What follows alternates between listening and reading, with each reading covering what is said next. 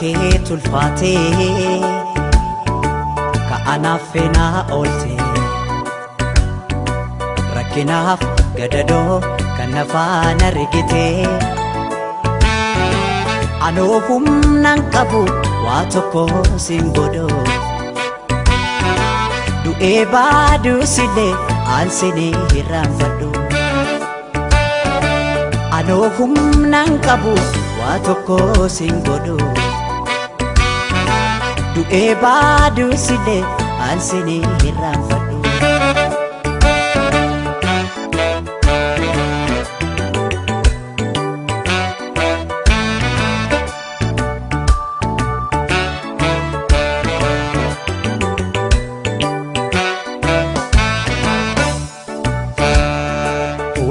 dandeessu koo yaa bara fakkaatu narra gaasiif baha kan akka kee hin jirtu rabbaanaaf si uume hunda kee tottolchee keessa keefi bifa kee walqixa bareeche hunda dandeessu koo yaa bara fakkaatu narra gaasiif baha kan akka kee hin jirtu rabbaanaaf si uume hunda kee tottolchee keessa keefi bifa kee walqixa bareeche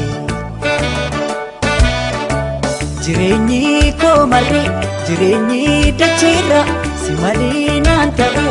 waa hundi waa mara anoo humnaan qabu waa tokko sin godhu du'ee baduu sillee aansinii hirraanfadhu jireenyi koo malee jireenyi dacheerra si malee naan ta'u waa hundi waa mara anoo humnaan qabu waa tokko sin godhu du'ee baduu sillee aansinii hirraanfadhu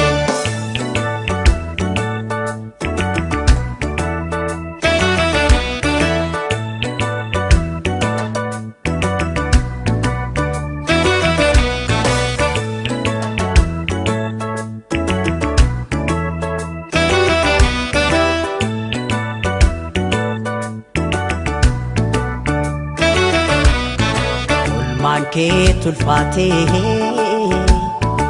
ka'anaaf feenaa oolte rakkinaaf gadadoo kan nafaan argitee anoo humnaan qabu waa tokko sin godhu